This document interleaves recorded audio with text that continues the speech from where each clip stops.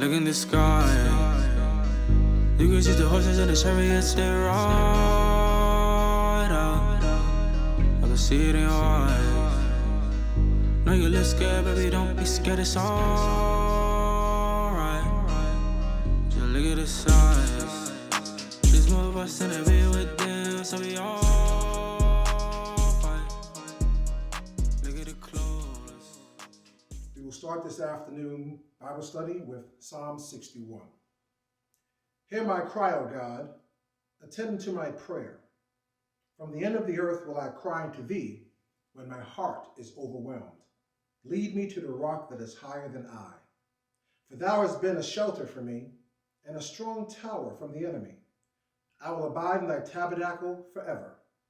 I will trust in the covert of thy wings, Selah. For thou, O God, hast heard my vows. Thou hast given me the heritage of those that fear thy name. Thou wilt prolong the king's life and his years as many generations. He shall abide before God forever. O prepare mercy and truth, which may preserve him. So will I sing praise unto thy name forever, that I may daily perform my vows. Selah and Selah. Amen. Peace, brethren. Welcome, guest. Thank you for joining us for the Saturday afternoon Bible study. My name is Priest Elder Jeffrey Blair, and I'm one of the teachers here at the St. Louis branch of the Israelite Nation Worldwide Ministries. Welcome. You're in for a treat today. As in every Saturday, we've had some very dynamic and powerful lessons, primarily from our headquarters in Toronto, Canada. But also on Saturday afternoon, we've started to also allow some of the branches to teach as well, and we're really excited about that. We've had our UK branch that also has done a Bible study on Saturday. And now for this week, it's actually going to be two branches. So something a little bit different. Like I said, I am from the St. Louis branch, and I will be teaching for the first hour. And then for the second hour, we're going to have a dynamic lesson from our priest Kurt from the Northeast branch. So you're in for a treat. Now, some of the housekeeping, make sure that you have your Bibles, make sure that you're taking notes, make sure that you communicate with us and that you put the sevens in the chat, that you have your questions there and stay connected with us. The reason that we're here and we're doing all this is because we want to be that light to the world, that light to you. We want to try to really help you in your journey in understanding and developing your understanding about Israel, what it means to be an Israelite, what it means to be a child of God. And that's why we're here. This is a real exciting time for us in the Israelite Nation World Ministries. We're coming out and have come out of our 400 years of enslavement. We're now in this stage of rebuilding. And it's important for us, again, that we are connecting with you as often as possible, answering your questions, and trying to just make a way, even in this time of pandemic, that we can stay connected and continue to edify you along this path. Again, it's a beautiful time. Talking with some of the leadership, we are all so passionate. We're all so excited because we know that our time is now. And so we want to invest the time to make sure we're doing all that we can, using all our power and all our gifts and all our abilities to make sure that we can help to rebuild our nation and restore our family. It's about time, don't you think? Don't you think? So our topic for today that we're going to be talking about is restoring our nation.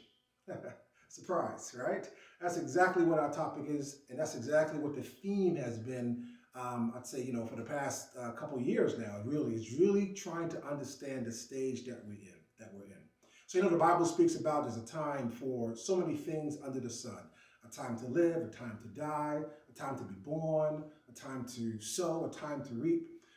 There's a time for our enslavement because of our disobedience. There's a time for our punishment because we turned away from our God and our Father.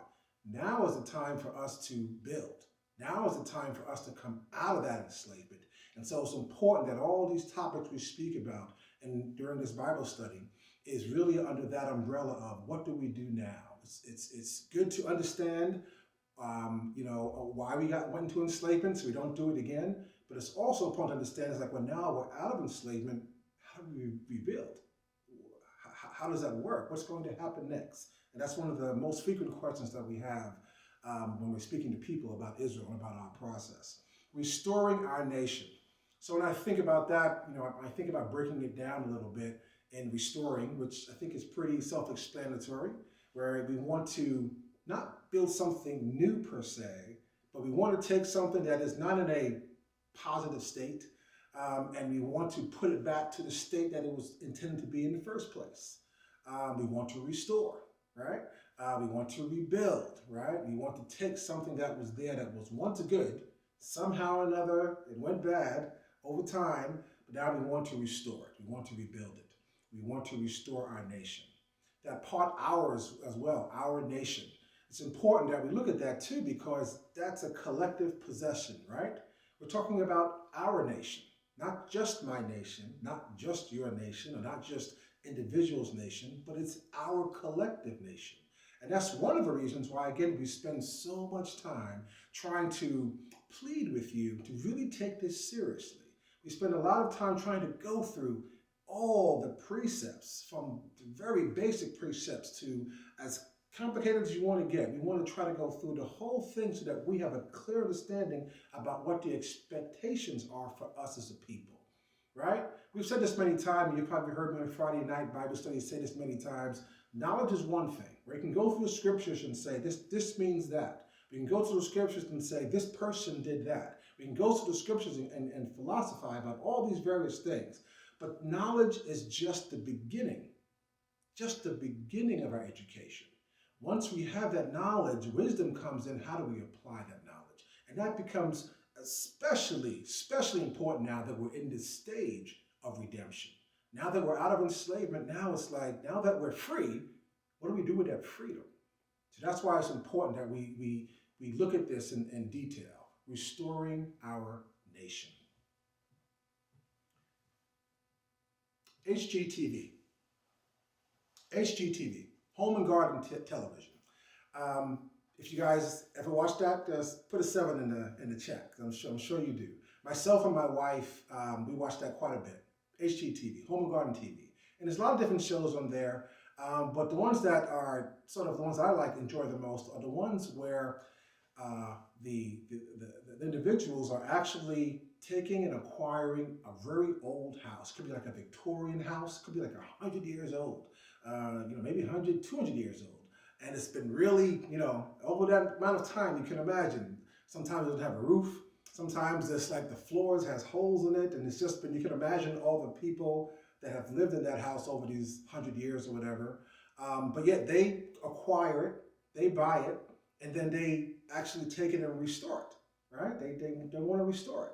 And sometimes it's just, when I look at that, you just wonder sometimes, like, why? Like, why would you want to put all that time, all that effort, all that resource into something like that? Something that is like, at first, it just looks terrible. Second, it's a lot of money, a lot of expense that goes into that. And third, there's no guarantee that at the end of that, exactly what the outcome is going to be, Why not just take all that money, all that effort, and just go buy a new house, right? Just go buy this piece of land and buy it, and just put a house on that piece of land. That would be a lot cheaper, and you have a modern house and all the modern conveniences. Why would you want to invest your time and effort in one of those old Victorian houses or those old brownstones? Well, there's 3 reasons pretty much why someone would do that. 1, value and investment. Those houses were made to last, right? Those houses, they say a lot of times, has good bones. The structure is in place and it's there, and it's really, if you put the right money into it, and if you're able to do it just right and create it back to kind of how it was, you're going to have something that's going to be worth a lot more than something you just made as a cookie cutter house, with all the new materials and all the new items. And so the fact that this house has a lot of value in it, although at the moment it's undervalued, in its current condition, the way that it looks, no one's going to buy it, right? No one is time or resource to put into it except a select few who can see beyond how it is and can imagine how it can be. Those are the ones that will now look at this and see this undervalued, purchase and acquire it, then put the time and resource into it because they can see what it could be as opposed to what it is. So if it's undervalued, it can be a really good investment. That's one reason why someone would want to go down this path of restoring a home that is in a terrible condition. The second reason could be because of historical significance, personal significance, some relationship to that property. It could be a property that was in your lineage. It could be owned by your grandparents or great-grandparents, and maybe family has gone away and lived other places and just let it just totally deteriorate. But yet and still, because it has sentimental value, you'd like to restore it back to how it was. That's another reason, right? So we have value as an investment, something that's undervalued, but you want to invest in it because you think in the end, the value is going to be much greater than what it was in the beginning. Or the sentimental connection to it. Maybe this in your family. Or maybe it's significant in a historical perspective. Maybe someone famous lived there at one time or owned it at one time. All those really could be reasons why someone would want to take the time to invest in one of those homes that's going to require a lot of work, a lot of effort, as opposed to just go buy a new house or whatever. And the third reason is there are a lot of people who they just love to get their hands dirty. They want to roll their sleeves up. They want to get into the work. They want to, it's like putting a puzzle together. They want to be able to just, tear walls down and put new walls up and, do the floors over and put in new lighting and fixture. They like that. They want to get in there and do that. And at the end of the day, they can look back and say, wow, look what I did. Look what we did. All right. So those are three main reasons. There's probably others, but for me, in my mind, as I've been looking at some of these shows on HGTV, those are some of the three reasons. Value and investment, historical or personal connection to the property, and just hands-on project. I want to put my hands into the work. I want to, look at that work and then look back at it when it's done and say, wow, I did that. I did that. Those are three of the reasons. So it doesn't take long for you to kind of put this together to where I'm going when it comes to restoring our nation. And those three reasons definitely apply, right? Number one, value and investment. It's not hard for us to see that at all. If you think about it, when it talks about undervalued, we as a people are the most undervalued people on the planet. The most undervalued people on the planet. Within us, we have great intellect. Within us as a people, we have great abilities, intelligence, talents, all those various things. But yet in our condition right now, people don't find a lot of value in us as a people. But there's a lot of value there if we could just develop it. But we're undervalued people. Secondly, historical sentimental relationship. Without saying it goes, right? It goes without saying. The God of Abraham, the God of Isaac, and the God of Jacob, right? Chose Abraham, our forefather, and said, my covenant and promise is for you and your seed forever. There's a historical connection there. So we have, again, we're undervalued. The God of Israel knows that. We have historical and sentimental value to the God of Israel because we are the descendant of Abraham. We are its chosen people. And the third one is putting his hands in it. Right? The God of Israel so many times says, I want to deliver you because I want the world to know how mighty I am as the only God that can do something like this. The God of all gods. He wants to have his hands in it. He wants to come down and be the one to say, when we are delivered, that we can say, our God is great. And look what he did. He took us from this point to this point. And we see that over and over again in the scriptures. And those are kind of the reasons, again, why the God of Israel would want to invest in us as a people. Why not just get rid of us and go start with someone new that would probably be a little less hard-headed? Because of all those reasons, right? Because of that we are undervalued. And if we get it right, what a special people we will be to him. Because of our historical connection to him and his relationship that we have with him. And because he loves a challenge. And he wants to definitely get his hand in there on us and mold us so that we can become that great nation that he really wants us to be. All right? So we can kind of see those connections there. But let's go to the scriptures and kind of see and develop some of these concepts, okay? Let's go to Matthew 13. Matthew 13.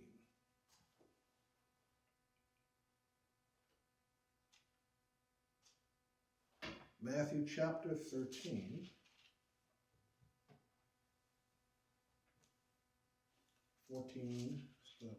Matthew 13, we'll start at 44. This is Jesus Christ, right? Speaking to his disciples.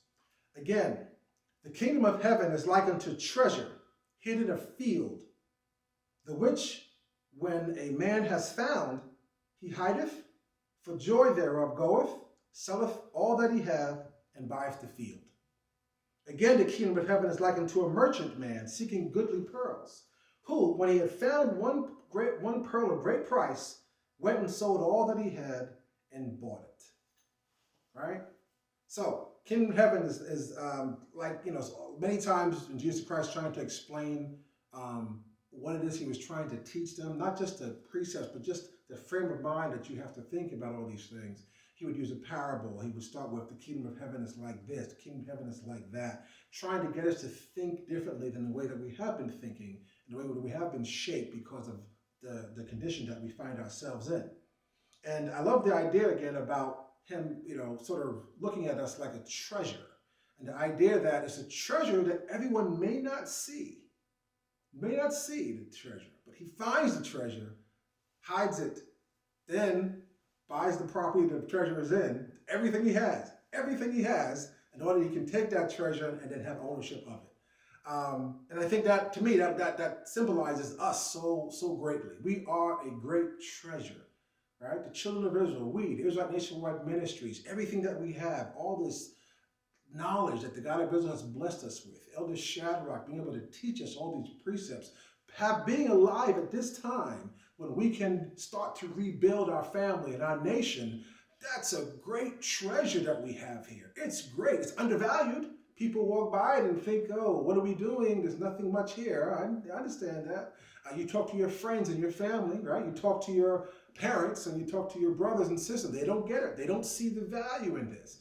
But you see the value in this. You have been blessed in order to see the value in this. The understanding that if you invest in this and take everything that you have and really put in it, man, what could this be? What could you be, right? So I love that parable because I think it really, really relates to our process and seeing the value that we have here at Israelite Nation Worldwide Ministries, the value that we have here that other people may not see. But if I see it, I'm not going to wait for others to see it. I'm going to invest in it 120%. And then once I have it, then I can, develop it, and then people can kind of see, man, I wish I'd followed him. But a lot of times people, they can't get with the vision. They kind of sometimes, they got to see results. So we're that result. And if you listen to my voice, you could be that result as well if you make those steps necessary to participate in the restoring of this nation. All right, so that's an example again of the value and investment, how something can be undervalued, but yet find a lot of value in it by someone who has the eye to see. Another example that I wanted to go to, let's see, for historical and sentimental relationship, let's turn to Isaiah 49.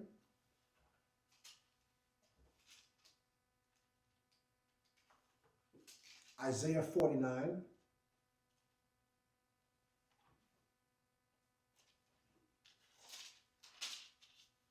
Isaiah 49:15. And here's what I love from the God of Israel. Can a woman forget her suckling child, that she should not have compassion on the son of her womb? Yea, they may forget, yet will I not forget thee.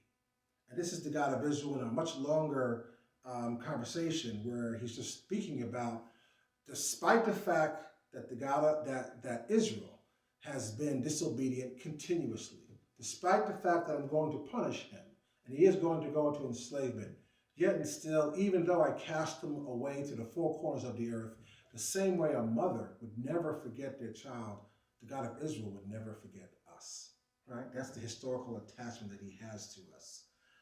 Turn to Jeremiah 31. Jeremiah 31.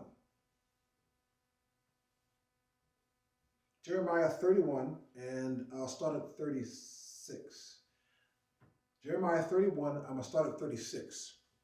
If those ordinances, let me start further. Let me start at 35. Thus saith the Lord, which giveth the sun for a light by day, and the ordinance of the moon, of the stars for a light by night, which divideth the sea when the waves thereof roar. The Lord of hosts is his name. If those ordinances depart from before me, saith the Lord, then the seed of Israel also shall cease from being a nation before me forever. Thus saith the Lord, if heaven can be measured, and the foundations of the earth searched out beneath, I will also cast off all the seed of Israel for all that they have done, saith the Lord. Behold, the days come, saith the Lord, that the city shall be built to the Lord from the tower of Hanel unto the gate of the corner. So just pause there a second and just to see what's being said here in Jeremiah, where the God of Israel is saying, if you could look at the sun and the pattern of the sun every day without any effort, without any deviance, the sun comes up, the sun goes down. The moon comes up, the moon comes down. All these things of nature have been put into its place, have been put into its order, right? And so what he's saying is that as long as those ordinances are in place, in other words, how permanent that is, that's how permanent it is my love, my affection, my connection, my relationship with the children of Israel. Only then, if this world is totally cast away, if the sun doesn't come up anymore, if the moon doesn't come up anymore, and only then is it possible for Israel not to be a nation before me. In other words, what he's saying is like, it's not going to happen. Even if he's upset at us, even if he's cast us away and put us to enslavement, he still owns us. He still sees us as a nation, even in enslavement. Even in maybe we're a bad nation, but we're still a nation, right? We're still his nation. And so we're so thankful for his mercy upon us. We know that we deserve the punishment he's given to us because we've turned our back on him many times over and over again. But he is merciful to us, and he sees value in us, and he's connected with us. And so he wants to invest in us and make sure that he helps us restore this nation, right? So that's the relation that he has with us. And of course, the hands-on. We know that the God of Israel is definitely hands-on. He wants to be the one to do it. He says, you're going to go into enslavement and no man will buy you, right? Because we are owned by him. He is the one who will save us with his mighty right arm, as he's done over and over again, going back to Moses, even going through Joshua. Every time the God of Israel delivered us, he wanted to make sure it was known that he was the one that was delivering us. We can go back to the story of Gideon and see that they were going to war against our enemies. And they had tens of thousands of people that came out and said, yes, I want to go fight against our enemies to free us from this captivity. And he said, no. And he had them reduced down all the way down to 300 people against millions of enemies that were fighting against us to keep us captive. How is that going to happen? Only one way, because the God of Israel was going to intervene and use his power. As long as we were obedient to him, he could use a few to cast away many. He wants to be invested. He wants to know that, he wants us to know that we are his people, that we are chosen by him. Therefore, he will be the one that will allow all these things to happen unto us. And we can sit back and say, our God is great. Our God did this. We saw his might in our lives. We saw his might being able to open up doors for us and being open to cast down our enemies and be able to break the bonds of enslavement off our arms so that we could see that. Again, valued investment, Israel. Even though we're undervalued right now, we are a great investment. Historical, sentimental reasons. The God of Israel loves us because we are the descendant of Abraham, Isaac, and Jacob, and he wants to have his hands in our redemption. So pertaining to Israel, right? And we've seen this carried out numerous times throughout the scriptures, right? This whole process of, although we are in a bad state, although just like a dilapidated property, people can walk by, shake their head, people could walk by and say, man, this is terrible. Why would anybody want to do anything with this? Let's just get rid of it and start with something new. But the God of Israel said no, just like we just read earlier. As long as the sun comes up and the moon comes up, Israel will always be a nation before me. And so we've seen this a number of times. The first thing that comes to mind would be Nehemiah. And we've talked about this many times in prior lessons. But we can read a little bit about this if you turn to the book of Nehemiah.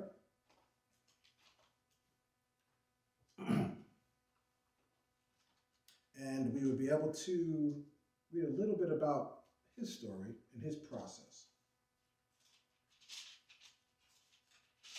in rebuilding. I'm not going to read the whole thing. I just want to touch base on that a little bit.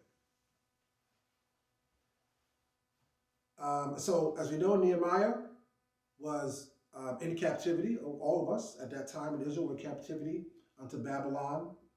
Eventually Persia took over Babylon. And at that time, Nehemiah understands and sees the condition that Jerusalem is in. It's sort of like one of those old dilapidated houses I spoke about, just in total terrible state.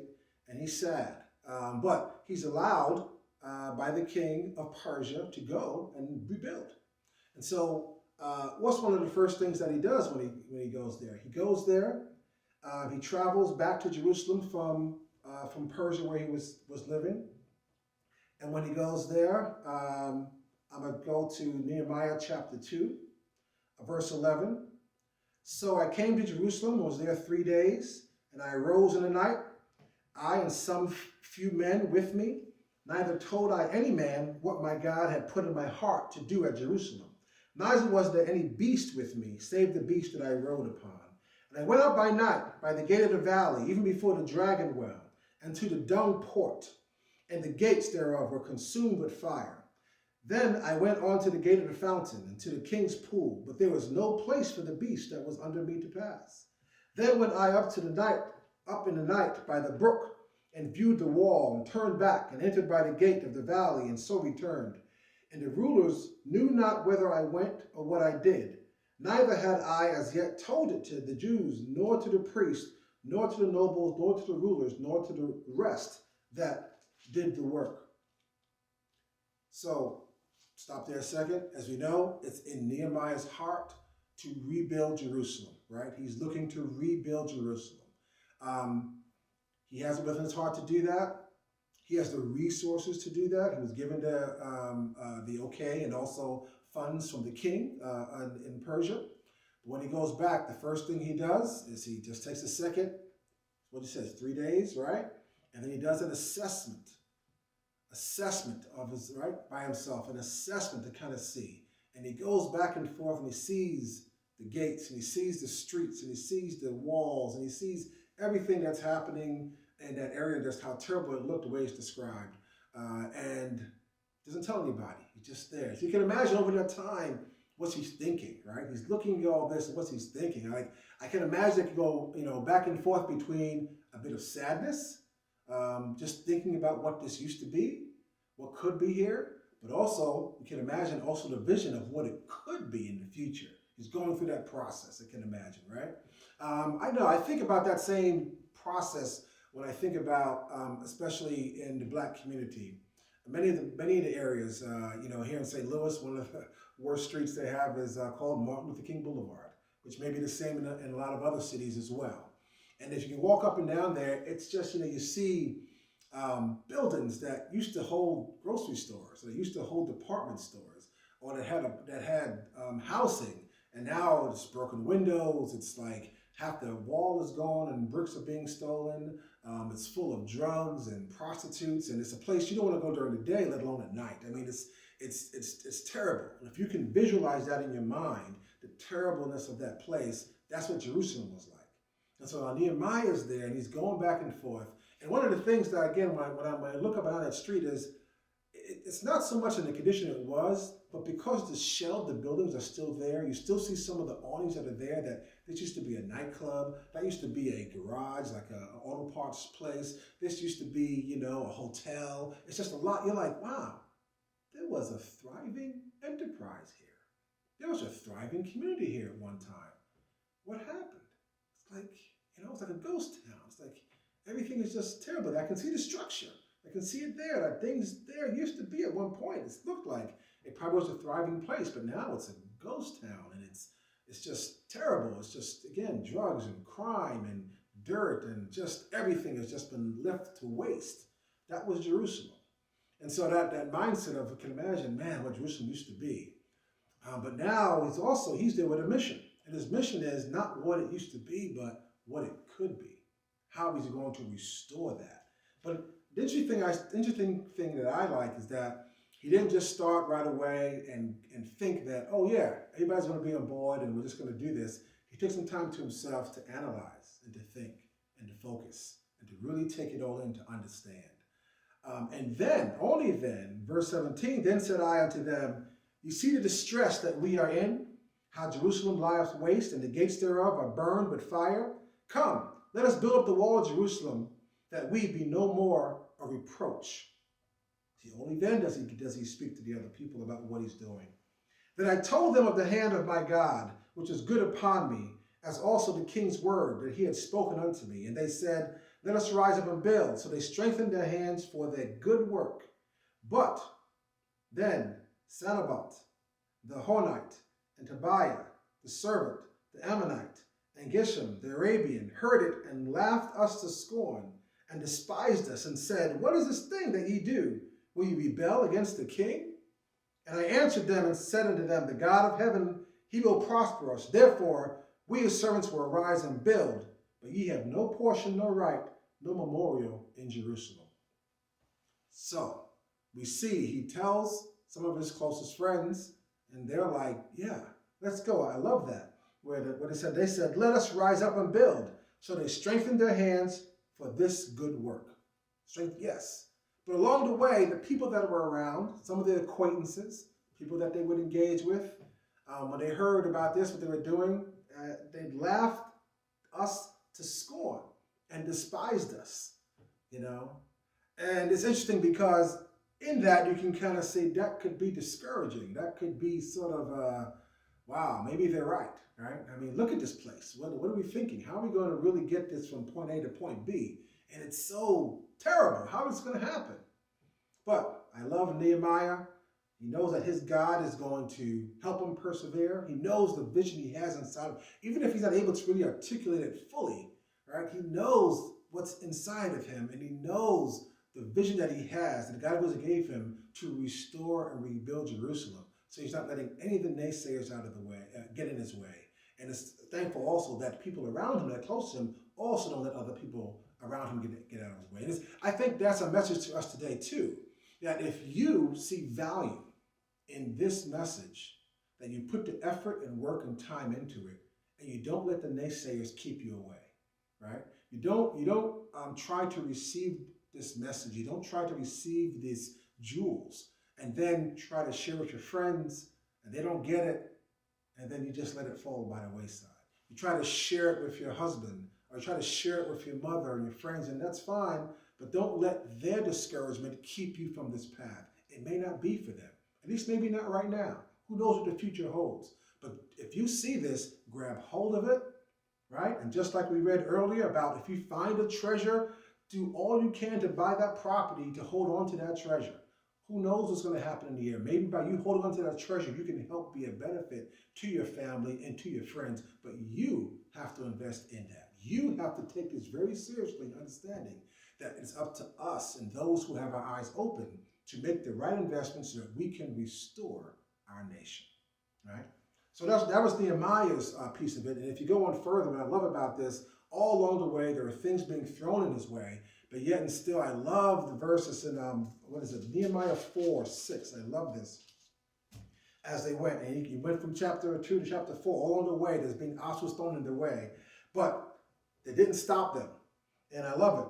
Nehemiah chapter 4, verse 6. So built we the wall, and all the wall was joined together unto the half thereof, for the people had a mind to work. And I love that. The people had a mind to work.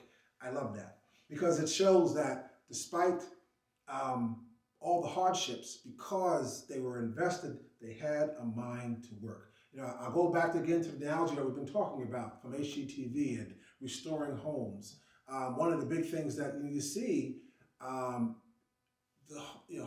a lot of times can hide a lot of issues hiding behind a wall. So you can purchase a home and think like, okay, what I can see, I see a hole here, it may need a light bulb here, or some fixtures there. But then when you start like pulling back carpet, you start opening up walls, you start doing all these things, you understand, wow, there could be a lot more to this than I had bargained for. But, you know, because these people had a mind for work, our forefathers had a mind for work, it didn't matter, right? You can imagine when they first started the journey of rebuilding Jerusalem, they think, hey, we're going to do A, we're going to do B, we're going to go C. They had no idea that all these other things were going to come and be obstacles in their way. But because they had a mind to work, get up every morning, I'm going to get to work, I'm going to solve this problem, I'm going to get around this obstacle, I'm going to make it work because we are going to rebuild Jerusalem. That was the only thing on their mind. They were able to be successful, as you know how the story goes. And so this is just a pattern that's happened over and over again as we're rebuilding. And as we can see that, we can go back even to King Hezekiah.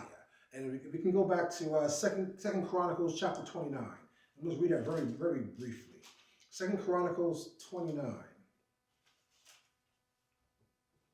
Over and over again, we've seen this in our pattern. Unfortunately, because over and over again, we've upset our Father and our God. He put us into enslavement. And then he has a path for us to be redeemed and to rebuild. And so here's a situation, again, where King Hezekiah comes into power, and he does what's right in the sight of the God of Israel. And so he starts to rebuild. And we'll just see a little bit of his path. I'm not going to read the whole story, but I just want to show you a little bit here. We're at 2 Chronicles chapter 29, verse 1. Hezekiah began to reign when he was 25 years old, and he reigned 29 years in Jerusalem. And his mother's name was Abijah, the daughter of Zechariah. And he did that which was right in the sight of the Lord, according to all that David his father had done. He, in the first year of his reign, in the first month, opened the doors of the house of the Lord and repaired them. And he started that process. Yeah, so Nehemiah was in the first one, right? It was over and over again we see this pattern of rebuilding Jerusalem, rebuilding the temple, rebuilding, because for so long we were not doing it. We were just leaving it and not giving it any value, following other gods, doing other patterns, doing other things. And now we have a good king that's in front of us who's giving these instructions and doing what's right in the sight of the God of Israel. And now the time comes that he wants to rebuild. He starts to repair. Everything has this process. It's the time of redemption, right? Okay, so I'm going to jump. We were in 29, but I just want to jump very quickly. I'm going to go to chapter 30, right? All this from 29 to 30 is this process of not just repairing the building, but also repairing the people, putting the priests in its order, putting the Levites in its order, putting everything in its place just so they can have everything set up, so then they can start this process of actually living the culture and actually reviving the culture. And in this case, we'll see it in chapter 30. And Hezekiah sent to all Israel and Judah and wrote letters to Ephraim and Manasseh that they should come to the house of the Lord at Jerusalem to keep the Passover unto the Lord God of Israel. For the king had taken counsel and his princes and all the congregation in Jerusalem to keep the Passover in the second month. All right? And so the process is that the Passover is in the first month, but a part of our law talks about if someone is unclean or unable to keep it in the first month, there's provisions made for them to keep it in the second month. So they were able to counsel together with the priest and make this decision to understand, yes, they will keep the Passover in the second month. For they could not keep it in that time because the priest had not sanctified themselves sufficiently, neither had the people gathered themselves together to Jerusalem. And the thing pleased the king and all the congregation. For they established a decree to make proclamation throughout all Israel, from Beersheba even to Dan, that they should come to keep the Passover unto the Lord God of Israel at Jerusalem. For they had not done it for a long time in such sort as it was written.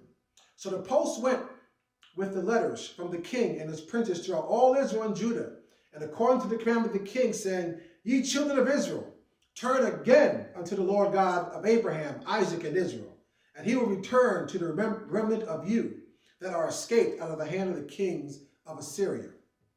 And be not like your fathers, and like your brethren, which trespassed against the Lord God of your fathers, who therefore gave them up to desolation as ye see.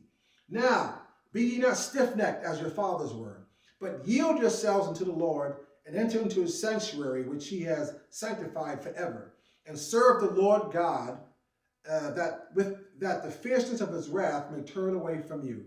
For if ye turn again unto the Lord, your brethren, and your children shall find compassion before them that lead them captive, so that they shall come again into this land. For the Lord your God is gracious and merciful, and will not turn away his face from you, if you return to him. Right? So this letters went out, this passionate cry, a passionate plead. Let's turn back to our God. This calamity is happening to us. The Syrians have taken our families, have taken our children, have taken our parents, have taken our loved ones away. But I know if we return to our God and don't be stiff-necked and come back and rebuild our culture and start to rebuild our nation once again, then I know our God will come back to us and actually helps bring our children and our family and loved ones back. This is a solution to the problem that we're facing. Doesn't it make sense that we all come together to make this happen? Doesn't it make sense? I mean, the letter makes perfect sense to me. So, the post passed from city to city, through the country of Ephraim and Manasseh, even unto Zebulun. But they laughed to scorn and mocked them. They laughed to scorn. An Israelite king talking to Israelites and saying, let's act like Israelites. Let's restore the Passover. Let's start again and return to our God. But they were not able to understand that. These are not Egyptians laughing them to scorn. These are not Philistines laughing them to scorn. Right? These are not Syrians laughing them to scorn. These are not Gentiles laughing them to scorn. These are Israelites who are being told, serve your God. Go back to your culture. Restore our nation. And if we do this, then I know our God will return to us and fix the calamity we find ourselves in. It's not like everything's going great. And we're like, hey, I mean, at least you have nothing to lose. Like what laughter scorn? Right? Look at the condition of your nation. There's nothing to laugh at. Nothing to laugh at. But yet and still, you won't accept that the very basic thing that we need to do is return to our God? Makes you scratch your head. That's exactly what's happening today, isn't it? Nevertheless, and this is what I love, diverse of Asher, Manasseh, and Zebulun humbled themselves and came to Jerusalem. Also in Judah, the hand of God was to give them one heart through the commandment of the king and of the princes by the word of the Lord. And there assembled at Jerusalem much people to keep the feast of unleavened bread in the second month, a great congregation. So I'm going to just pause there. I'm just let you know that it was continue to read this on your own. It was a great Passover, right? Even though there were a lot of people, naysayers, those, a diverse of those, right? There were many, probably not most, but there were many who were like, yeah, I'm going to return to our God. And you can imagine, it could have been one sister said yes, the other sister laughed and mocked. One brother said yes, the other one laughed and mocked, said, no, I'm not going, right? One family member, one friend, the other one is going, the other one's not, right? You can imagine how that split was. But yet and still, just like today, there are many of us, right, in this time and era where we see it, right? And we can see the treasure that's here, but don't let those that are around us that can't see it keep us away from that, right? Because you were given this gift for a reason. So there's these examples where people could not see the value in our culture. In Nehemiah's time, they couldn't see the value in rebuilding this structure, right? And rebuilding this city. They couldn't see the value in that because it was so burnt out. It was so terrible. It was so, there's probably wild animals everywhere and garbage everywhere and all this. I don't see the value in that. Why just build something new? Why rebuild that? They couldn't see the value in that. In a similar fashion, our forefathers during the time of Hezekiah couldn't see the value in our culture. Like, why rebuild all that? Let's just do something new. Well, let's do what they're doing over there. Why are we going to rebuild that, right? It's the same thing that's happening today, and it's one of the things that we really wanted to focus on about restoring our nation. How is it relevant to us today in 2021? How is it relevant today, right? Our job today in building our nation, we're not going to rebuild a wall. We're not rebuilding houses. I mean, that day may come, but I think we're more likened unto Hezekiah, where we're trying to rebuild our culture. We're trying to rebuild ourselves. And for us to do that, we have to really go through some similar process that's successful for restoring a building or a city or whatever, as we're restoring ourselves, right?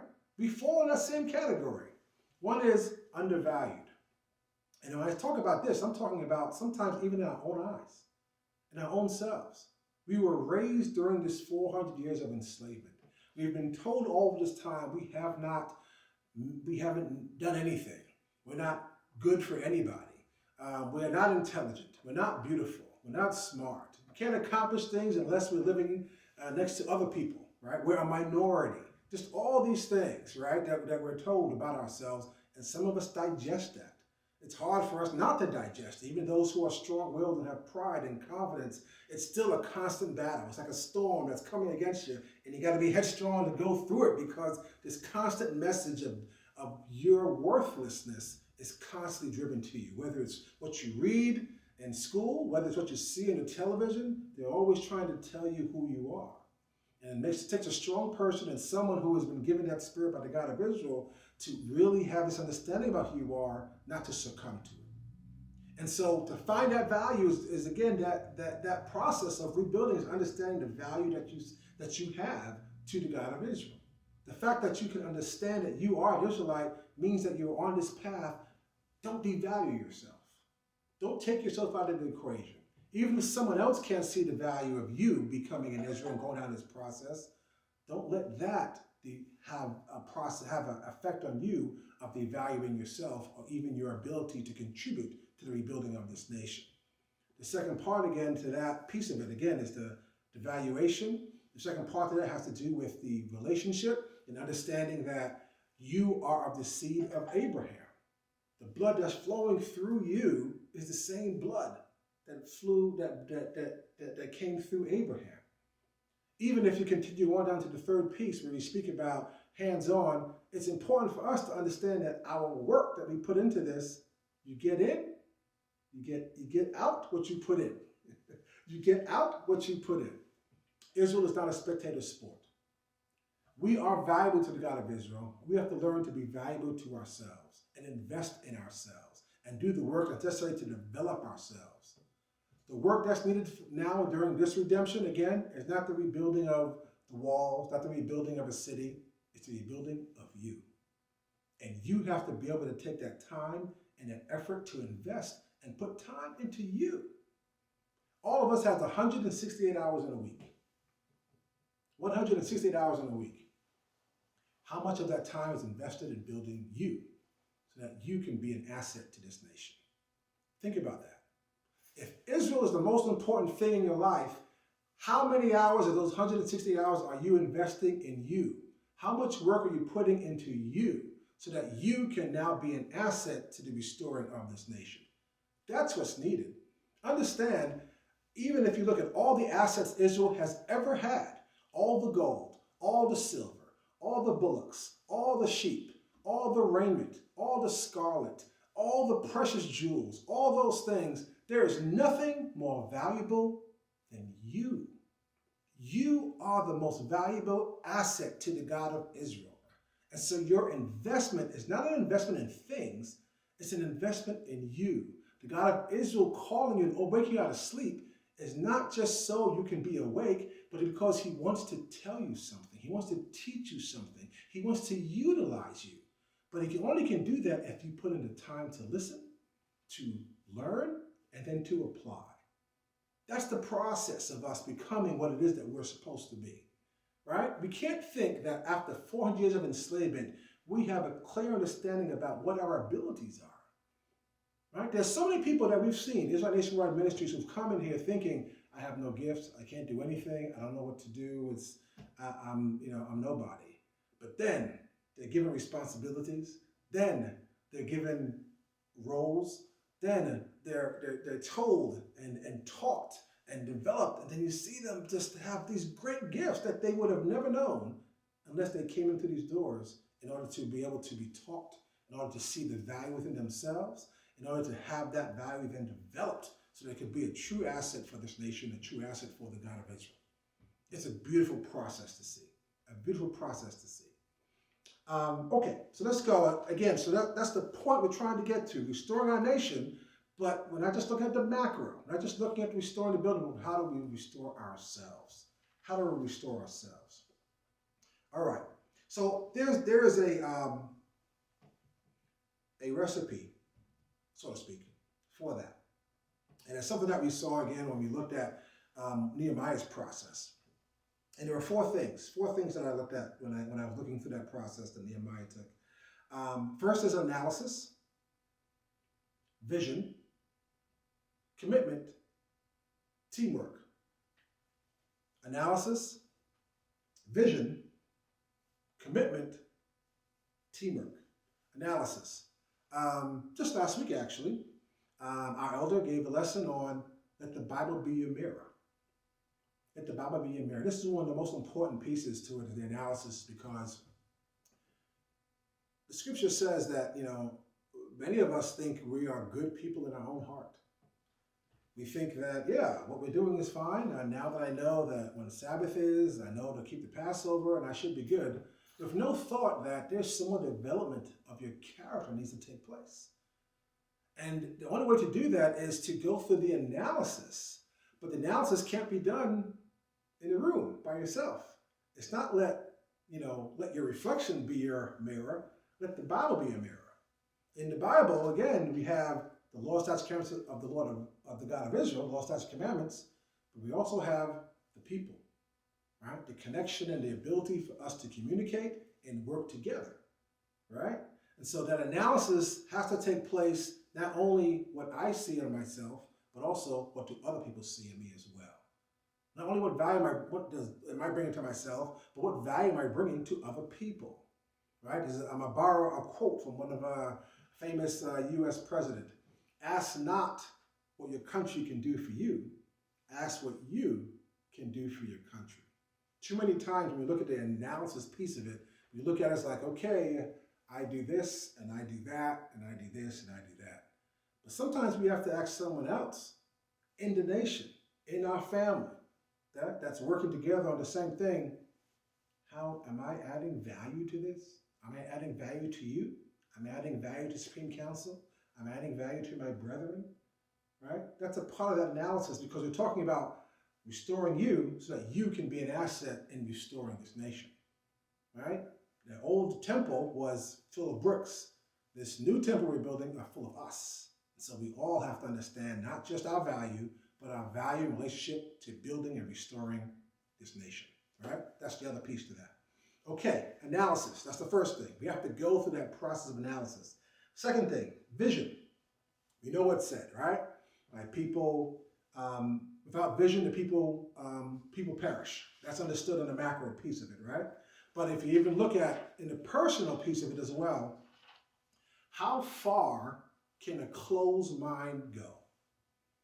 You ever see someone who you can see gifts and talents in them, but they don't see it themselves?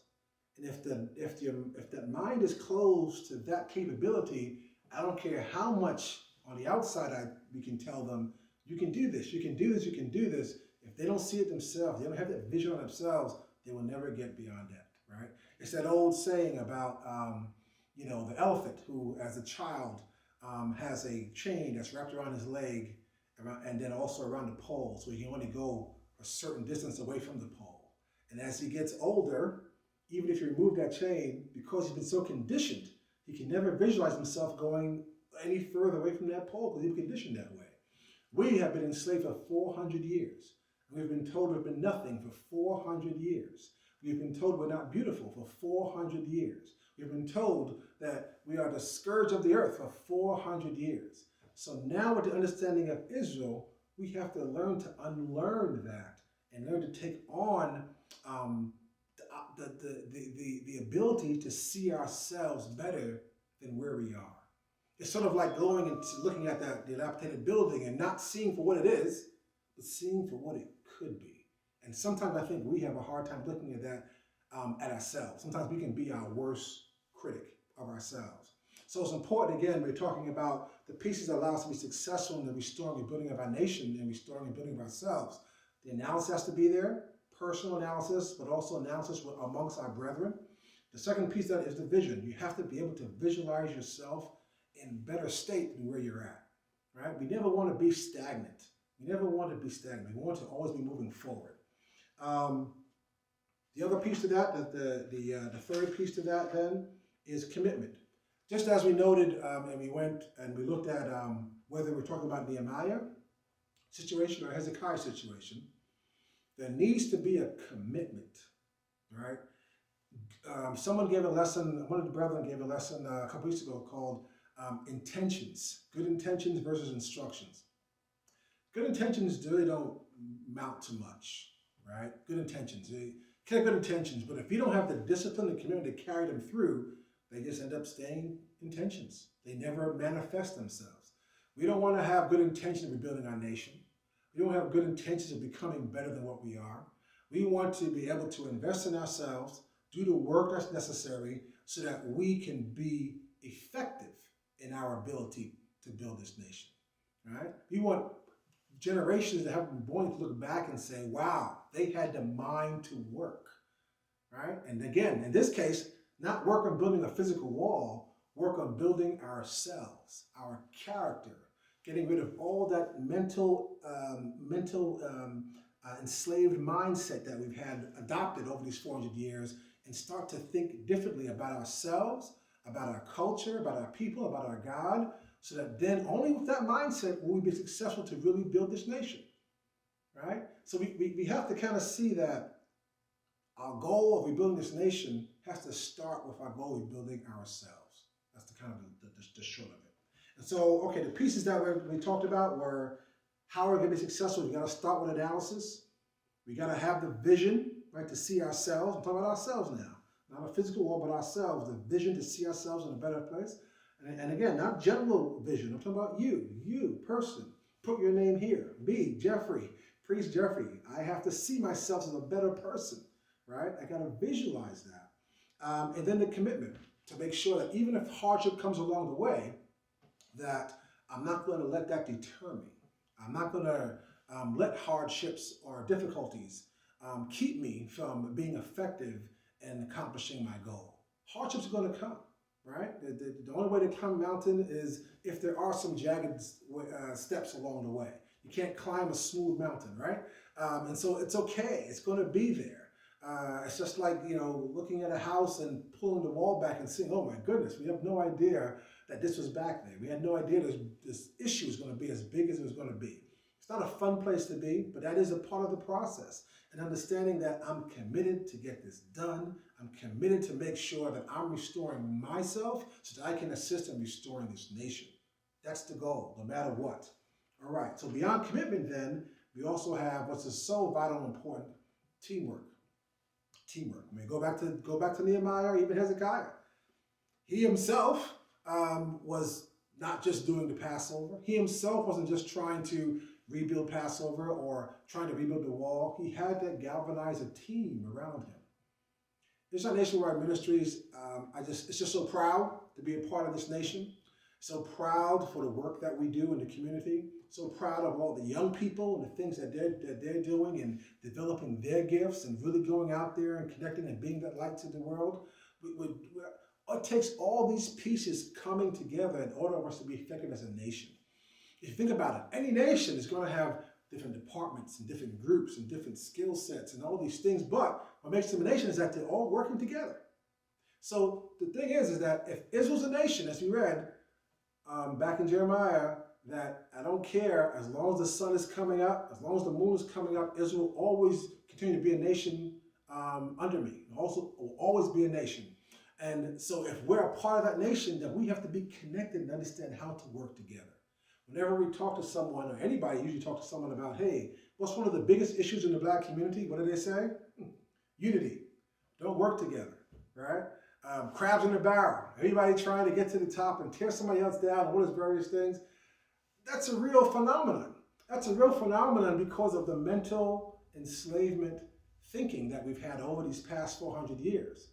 Now, with the knowledge of Israel, that don't go away just like that. That has to be worked on, but we have to understand, we have to get to a place where you just can't stand back and stay in your little silo and think, well, that's it. I'm going to keep the laws, statutes, and commandments by myself. A part of keeping the laws, statutes, and commandments is to connect with brethren and collectively start to build this nation. That's a part of your responsibility. So understanding teamwork, understanding how we work together, understanding how we resolve conflicts, understanding the love that we are supposed to have for one another, that's all a part of your process. You can't do one without the other. When the man came to Jesus Christ and asked him, what is the greatest commandment, right? He said, what does the scriptures say? What do the prophets say, right? Love the Lord your God with all your heart, all your mind, all your soul, all your spirit. And then what he's saying, and then the second one is just as important, love your brethren as yourself. So it doesn't matter right now during this pandemic, we're spread out, we're in different states, we're in different cities, we're in different countries. There's still things that we can do so that we can support one another in making sure this work does not get hindered. It doesn't matter, right, that we're that way, because that's why I love about this nation, because we're so committed. And hats off again to the Supreme Council for creating this this platform so that even though we're not able to gather physically, we're able to connect and share ideas and edify and encourage and teach and be that light regardless of the environment. That's our commitment that we have. That's the teamwork that we use so that we can make sure we're effective in what we're doing. No one person can do that. All of us together collectively doing our jobs and developing our skills so that we can give the best that we can to the collaboration of the restoring of this nation. That's really what we're talking about, so that we can be effective in what we're doing. Right? And it gives you great joy, right? It goes back again to that last part about why would someone want to invest in something that's, in a state that you don't really see the value yet, is because the idea that the God of Israel chose me to be a part of this family so that I can develop my gifts and contribute and be a part of this, so I can look back at someday, my children can look back someday and say, wow, my dad did that. My dad was there. My dad contributed to that in some way, in some form, some fashion. My hands were in there. I'm ready to roll up my sleeve and get to work so that we can actually be a positive part of this process of rebuilding and restoring our nation. I remember when I used to be in the Northeast branch, and we used to have a theme that we would every year we would have a particular theme. And the one theme that we had that really stuck with me was, I must recognize, develop, and utilize my gifts for the success of the nation and help my brethren do the same. I must recognize, because a lot of times we don't recognize the gifts that are in us. Develop, if you have a gift, you gotta develop it, and utilize my gifts for the success of this nation. And I also have to help my brethren do the same. We need each other. That's the theme that we need to remember. You need to be thinking about that every morning when you wake up, every night when you go to bed. Have I been recognizing, developing, utilizing my gifts for the success of this nation and help my brethren do the same? You have 160 hours every week. How many of those hours are used towards that? Developing yourself and developing our nation. I hope this time that we've spent together was helpful on this topic. Now you're going to begin hear a very, very dynamic lesson from our Elder Kurt that is from the Northeast branch. Again, I want to hear from you. Please put your comments in the comments section and send your questions in. But stay connected with us, right? We're here because we really love us as a people. We love our God and we love this Israelite nation. And we want to do all that we can to make sure we're all working together for our collective success. So, if you like what you hear, again, put the 7s in there. Thank you so much. Again, my name is Elder Jeffrey Blair from the St. Louis branch. Peace. Who's on the side of the Lord? Tell me who's ready for war. Though they got many opposing the enemies, know we got plenty in store. Who's on the side of the Lord? Tell me who's ready to fight. Go down and lay down the life in the name of the Christ that any in sight. Who's on the side of the Lord?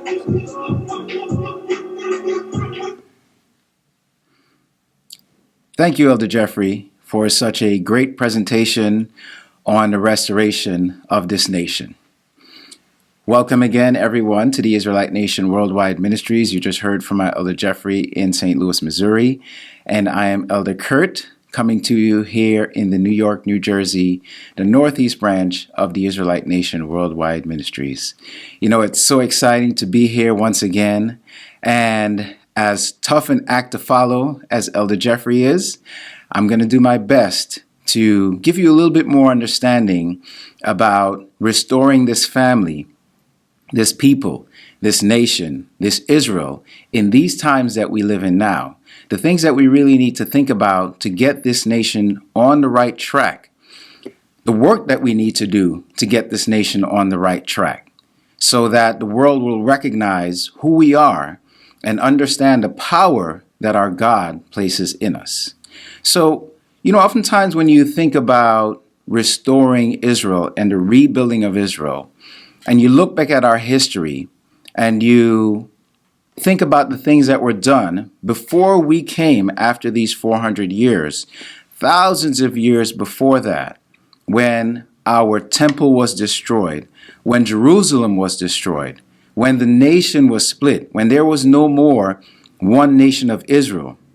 But even when the nation of Israel was split into Judah and Benjamin on one end and the other 10 tribes on the other end, and you see how the God of Israel used other nations as his rod of correction to get us back on the right track, you see how we came together again as a people to rebuild Jerusalem. And when you think about the rebuilding of the temple and the rebuilding of Jerusalem, of course, you can't help but remember Ezra and Nehemiah's story, because they were so pivotal in the restructuring, in the rebuilding of Jerusalem and the temple.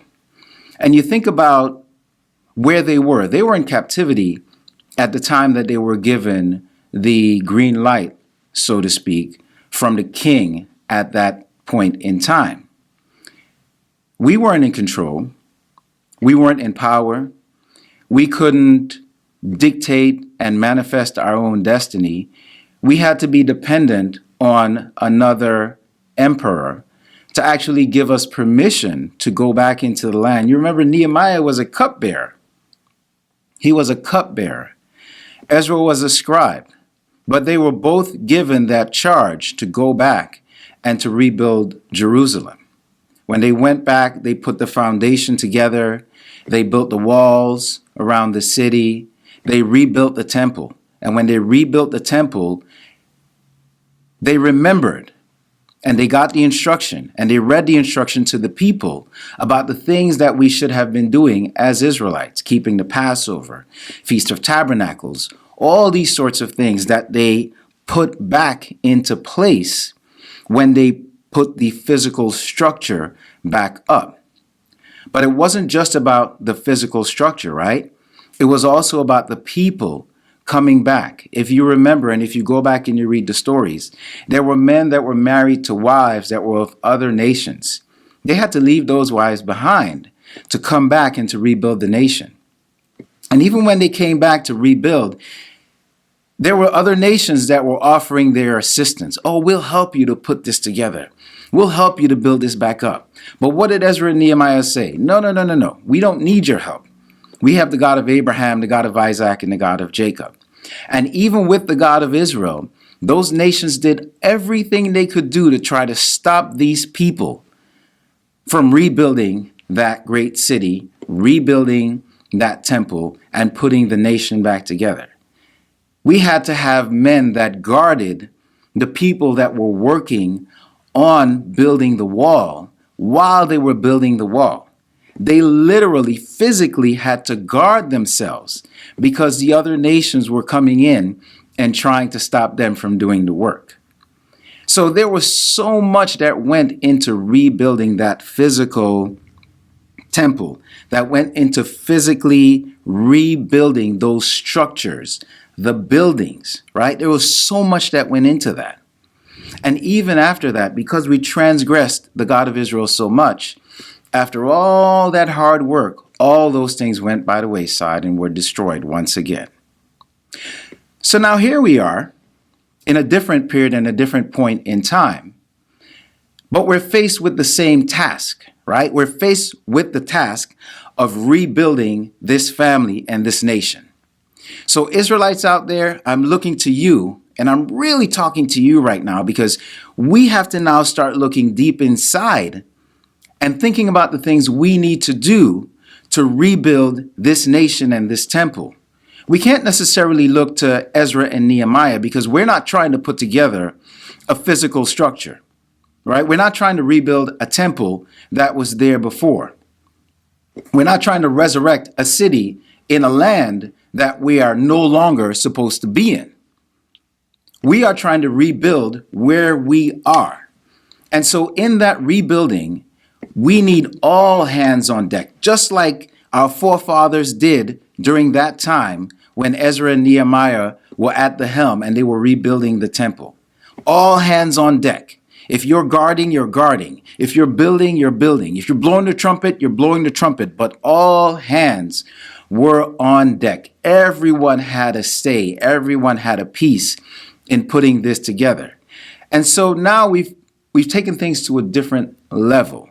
right? Again, we're not talking about putting a physical building together. If you remember, one of the biggest things that the Israelites had against Jesus the Christ was he said what? This temple will be destroyed and I'll rebuild it in 3 days, right? And they said, what? What is he talking about? How can you destroy the temple and put it back together in 3? That's blasphemous. And because of those types of things, they thought of him as a blasphemer, right? They thought of him as being against the God that they worship, but they didn't understand what he was talking about. And that's what we have to take into account now. We have to look beyond the physical and really let that spiritual guide us. And we have the instruction book. There's a reason we have the stories that we do in the scriptures in the way that these stories are written, because they are directions. So although we're not rebuilding a physical temple, we are all rebuilding our spiritual temple. And for each and every individual of us out there that are Israel, your body is your temple. So as you rebuild your temple, you will be rebuilding the nation as well. And why do I say these sorts of things? Well, let's go to the book of Ezekiel for a second.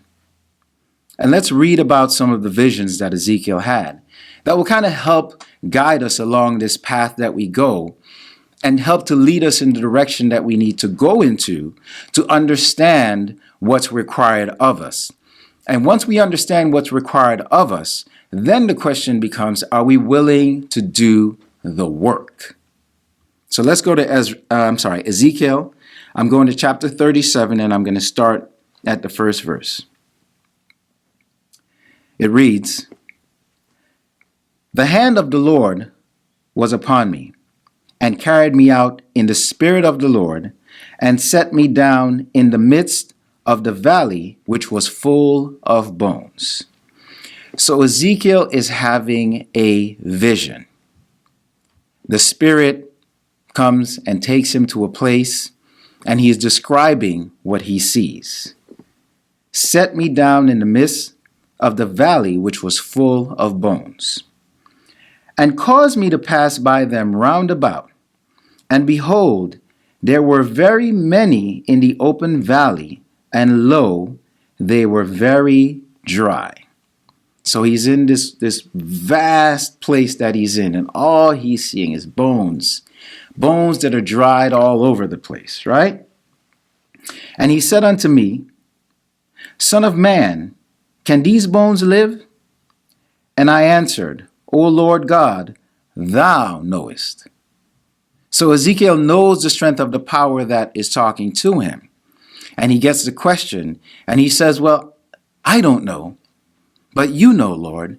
You know if these bones can live again. Again, a valley with dry bones, right? No flesh upon them, no life in them, just bones. And the Spirit is asking him, can these bones live? And he says, well, Lord, you know if these bones can live. Verse 4. Again he said unto me, Prophesy upon these bones, and say unto them, O ye dry bones, hear the word of the Lord. Thus saith the Lord God unto these bones, Behold, I will cause breath to enter into you, and ye shall live. So he got his answer. Those bones will live. And he got his instruction as well. You go and say unto those bones, I will breathe life into you, and you shall live. Because that's what the Almighty Spirit told Ezekiel to say unto these bones in the vision. And verse 6, And I will lay sinews upon you, and will bring up flesh upon you, and cover you with skin, and put breath in you, and ye shall live, and ye shall know that I am the Lord. I will lay sinews upon you. I will put flesh on you. I will cover you with skin. Get the visual. Get the visual. And put breath in you, and ye shall live, and ye shall know that I am the Lord. Get the visual. So here are these dry bones. And Ezekiel prophesies to these dry bones. The Almighty Spirit, the God of Abraham, the God of Isaac, and the God of Jacob said, you will live. And now I'm going to show you the process by which you will live. First, we put the bones back together. I will put sinews upon you. I will lay sinews upon you. Then you got the bones together and the skeleton is there. Now, I will put flesh upon you. What's flesh? Flesh are muscles. I'll put the muscles back on you. Right? I'll put the muscles back on you. I'll put the muscles, I'll put the organs, the brain, everything. I will build you back from the inside out. Think about it. I will build you back up from the inside out, right? And then I'll put skin upon you. I will cover you with skin. So now you're a whole person again. But the last part of that is getting that breath put in you. I will put that breath in you, and ye shall live, and ye shall know that I am the Lord. So now how does that apply to us in this time, in this day, in this age? We know that that's a vision that Ezekiel is seeing, right? So how does that apply to us? Well, for those of us that were out there lost in the sauce, as I like to say, that were out there following all sorts of spirits because we didn't know any better. Our forefathers, our parents, our grandparents taught us something. And thank the God of Israel, we got a great teacher in our elder Shadrach that really taught us the truth about who we are. But before we knew that, we were out there, dead to the God of Israel, like dry bones. And just like the dry bones in this valley, the God of Israel built us back up.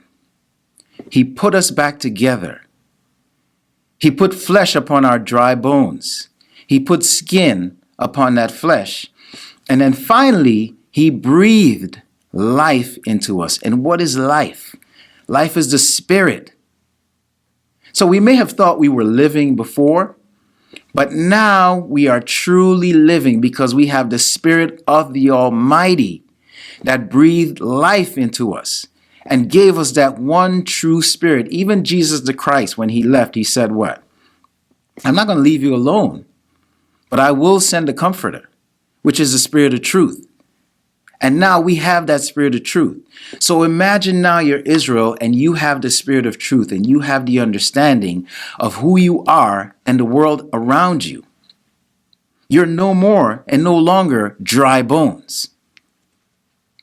You're no longer walking around with no skin. You're no longer walking around without that Spirit of truth in you. You now have that Spirit of truth in you, because the God of Israel prophesied that through Ezekiel. Now let's keep going. So I prophesied and was commanded, and as I prophesied, there was a noise, and behold, a shaking, and the bones came together, bone to his bone. So imagine Ezekiel is in this valley with the dry bones, and he prophesies onto the bones, and then they start coming together. Leg bone connect with leg bone, connect to the hip, connect to the spinal cord, to the ribs, to the arms, to the neck bone, to the skull. All of it is then put together, and you have all this whole army is getting put back together. And Ezekiel is seeing this.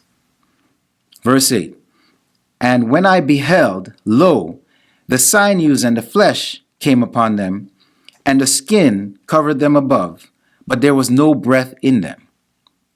So the bodies were put back together. The bodies were together, but they were missing that component. And look around you in this world. Look around you in this world. How many bodies do you see on a daily basis that are missing the breath of life? Yeah, they're alive, right? They're alive. They're breathing. They're working. They're eating, they're driving, they're doing everything, right? A body would do. But remember, we are more than just a physical people. We are a spiritual people. As Israel, we are a spiritual people. And again, Israelites out there, I'm really talking to you. and also to those that really want to serve this God with all their heart and with all their soul. This message is for you, because for the casuals out there, this is going to go over their head. Okay? This is going to go over their head. But if you're truly committed and you're truly dedicated and you really want to serve this God, then these are the things that you really must consider when making that decision. So the God of Israel put the bodies back together, and the bodies are back together, but there's no breath in them. So that's the last part of it, right? And think about your journey. For those of us that were out there, there was something that came to us at some point that said, you know, this world around me is just not right. What I see around me just doesn't make sense. There has to be something else. This cannot be it. What the pastor is telling me in church, that doesn't make sense. There has to be more. When I look at people that look like me, in general, why are we at the bottom and others are at the top? And even coming into our same situations, they come into our situation, but they get out before us and they get higher than us. Why are these sorts of things happening? And as we ask those questions and we continue to look and we continue to search, lo and behold, eventually we came to the understanding of who we are. And then when we came to the understanding of who we are, then we found a teacher, or that teacher found us, even Elder Shadrach, and really taught us about who we are. That was like the breath of life being blown into our lungs. And that was like the final piece that put us together, which then allowed us to go and be a part of our nation, to do the rebuilding of this nation. So now we see the same sort of thing happening in this prophecy. Verse 9. Then said he unto me, prophesy unto the wind, prophesy, son of man, and say to the wind, thus saith the Lord God, come from the four winds, O breath, and breathe upon these slain, that they might live. So I prophesied as he commanded me, and the breath came into them, and they lived, and stood up upon their feet, an exceeding great army. So we don't just have that breath of life, that spirit put back into us, so that we can then go back into the world and live and function in the same way that we were. We are now part of an exceeding great army. The army with the soldiers of the God of Abraham, the God of Isaac, and the God of Jacob. And as a soldier, it is your duty, it is our duty to guard, guide, and protect your fellow soldier and to carry out the mission. Regardless of what obstacles and what odds you face, it is your job as a soldier to carry out the mission. And we know what the mission is because the God of Israel has told us what the mission is. And we are talking about part of the mission in this day with regards to rebuilding this family and restoring this nation. And verse 11, and he said unto me, Son of man, these bones are the whole house of Israel. Behold, they say, our bones are dried, and our hope is lost. We are cut off for our parts. So the God of Israel says, these bones, these people are the whole family of Israel. Okay? The whole family of Israel, of the house of Israel, of the Israelite nation worldwide ministries. He didn't say to Ezekiel, these bones are the bones of the whole world, and that I'm going to restore the whole world. He said, these bones are the whole house of Israel. So that's who you are. And you know that's who you are. But now you understand, and you may have even understood before, that you are part of this great army. And part of your mission in this great army, Israel, is to rebuild and restore this nation. But are you ready to take up that challenge? Are you ready to pick up your weapon and go out and fight for your family and fight for your nation and fight for your people? Are you ready? Because that's our job. That's what we're supposed to be doing. We are not to be rebuilt in this way, to have our dry bones wet again, to have sinews laid upon us, to have flesh laid upon us, to have skin laid upon that flesh, to then have the breath of life put back into us, and then to go back out into the world and do the same things that we were doing and not rebuild this nation. That is not why the God of Israel put that much effort into you, my brethren. It is not.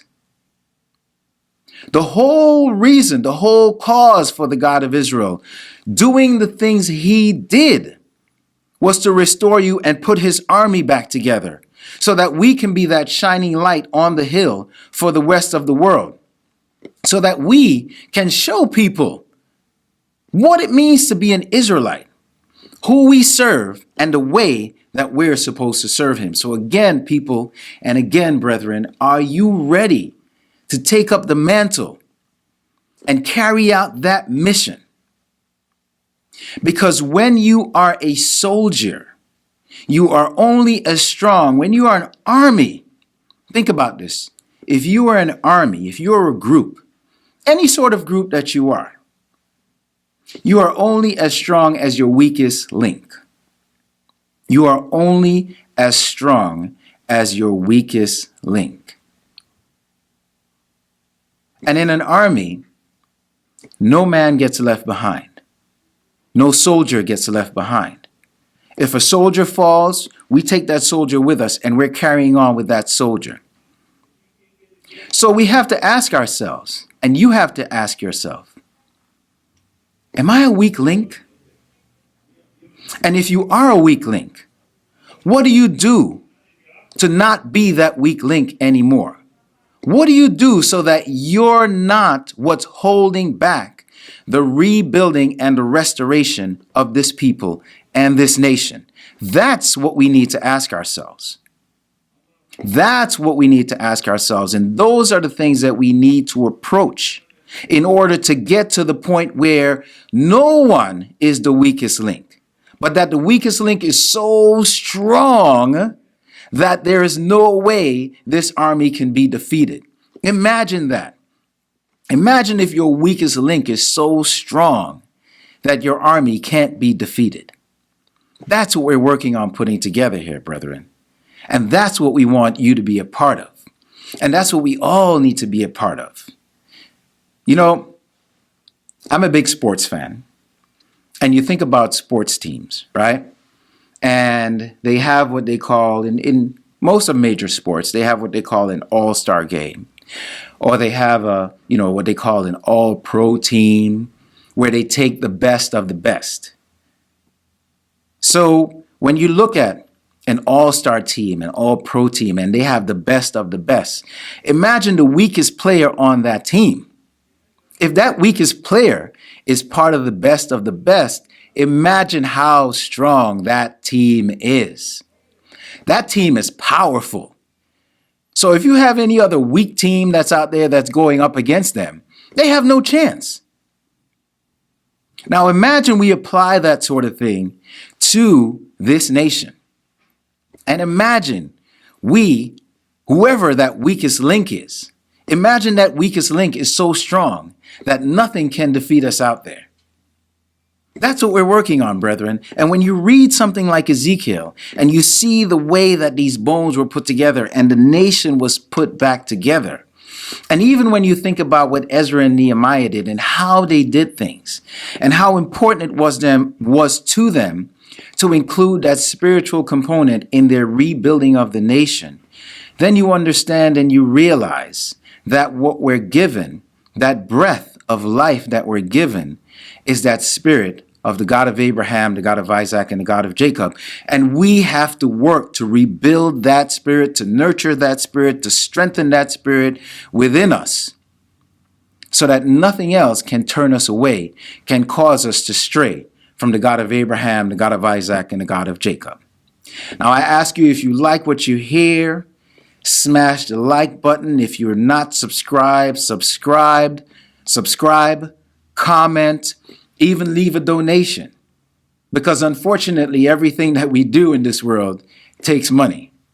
And nothing goes into our pockets. We don't have coffers where we store up money and divide it amongst the priesthood and divide it amongst our elder. Everything goes back into the nation. Everything goes back into the message that you get. So we ask, if you like it, share it, subscribe, donate if you're so inclined to do as well. But again, when you look at this instruction, when you look at the prophecy that Ezekiel talks about, you cannot look at something like that and not just be so excited about being part of this nation and this army, because we have a very important job to do, my people. The 400 years have been up, and we are now in the time of our freedom. But freedom is not something that you are going to be given. It's not just going to be handed to you on a platter. Did Pharaoh just hand Israel freedom when they were in Egypt?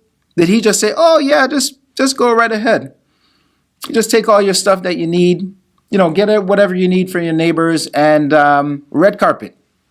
Red carpet army, let's roll out the red carpet and just let Israel walk right out of here, our whole workforce, and go worship their God in the desert.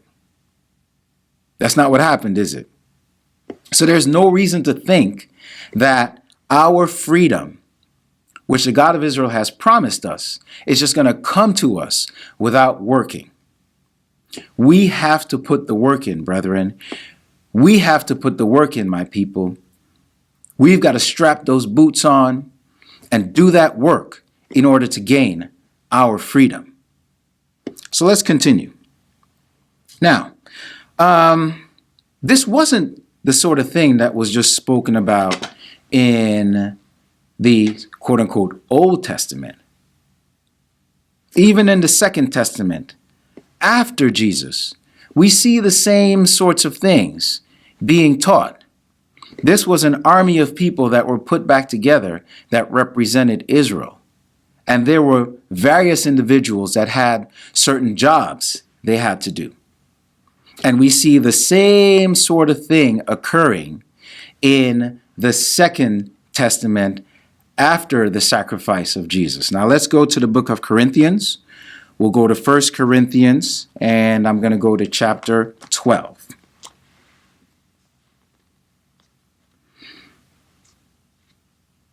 And in chapter 12, I'm going to start at verse 12. So again, this is the book of Corinthians, chapter 12, verse 12. For as the body is one, and hath many members, and all the members of that one body, being many, are one body, so also is Christ. For by one Spirit are we all baptized into one body, whether we be Jews or Gentiles, whether we be bond or free, and have been made all to drink into one Spirit. So much being said there. If you remember when we read Ezekiel's prophecy, who was talking to Ezekiel? It was that Almighty Spirit that blew breath into those bodies that were put back together. And now we're seeing sort of a different take on that. But the same principle is being spoken of. For as the body is one, I have hands, I have a head, I have feet, I have legs, I have arms, there's a heart in there, I have a stomach, I have intestines, I have different parts that make up my body. But they're all there for one purpose, right? That's to allow me movement. That movement and that thought allows me to follow and worship the God of Abraham, the God of Isaac, and the God of Jacob in the way that I'm supposed to. But again, take it a step further. It's not just about my body.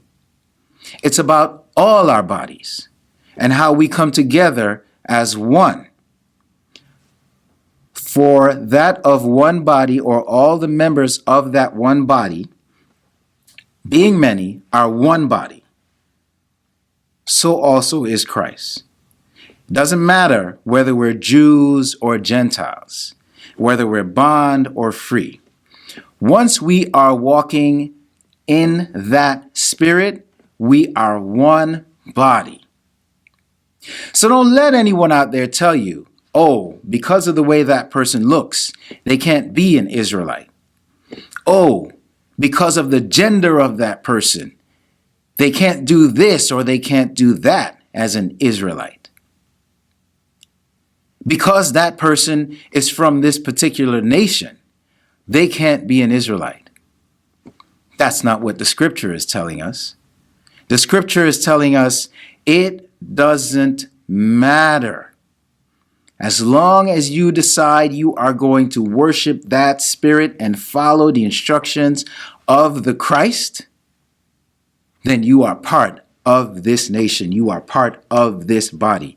We are one body. The God of Israel said, I called my son out of Egypt. And it wasn't one person that walked out of there. It wasn't just one person that walked out of there. When Moses went back, he went back and pulled the whole nation out. We went in as a family. We came out as a nation of people. But the God of Israel sees us as one. Verse 14, for the body is not one member, but many.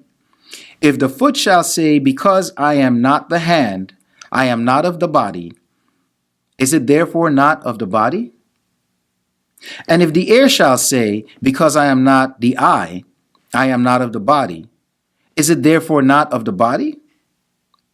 If the whole body were an eye, where were the hearing? If the whole were hearing, where were the smelling? But now hath God set the members, every one of them in the body, as it hath pleased him. And if they were all one member, where were the body? But now are they many members, yet but one body. So we are all part of this nation.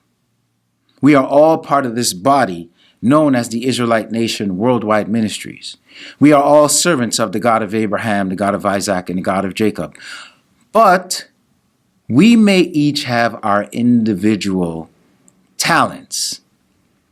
We may each have something that we're really great at.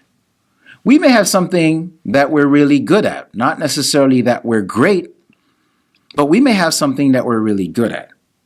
We may have something that we're good at. The point is, whatever it is that we have, and whatever talent it is that we have, that must be taken to put to work for this nation, to serve this God. You can't take your talent and just serve yourself with whatever that talent is.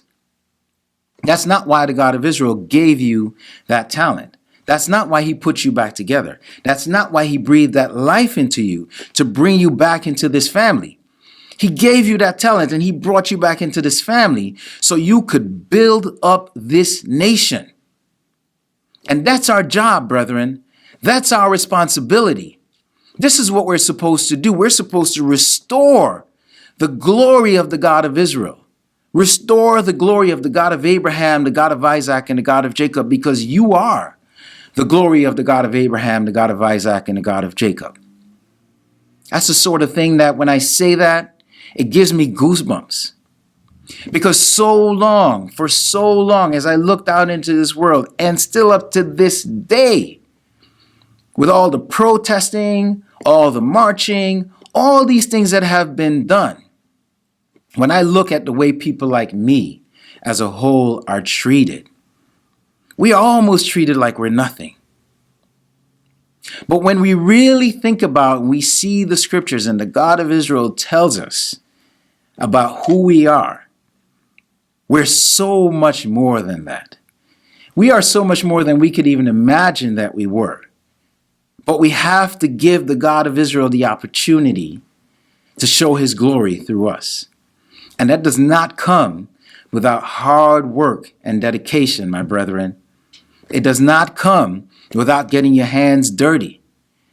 It does not come without strapping on the boots and getting out there in the mud and digging up the dirt and putting that foundation down and getting this nation built up.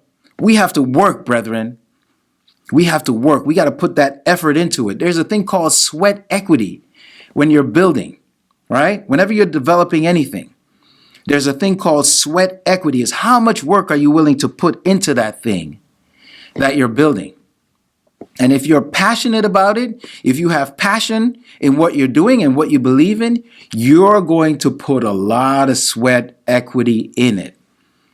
So I'm asking you, brethren, today, on this day, let us put that sweat equity into this nation and rebuild this Israelite nation worldwide ministry so that when the God of Israel looks down upon us, he looks to us with pride and joy, and we put a smile on his face.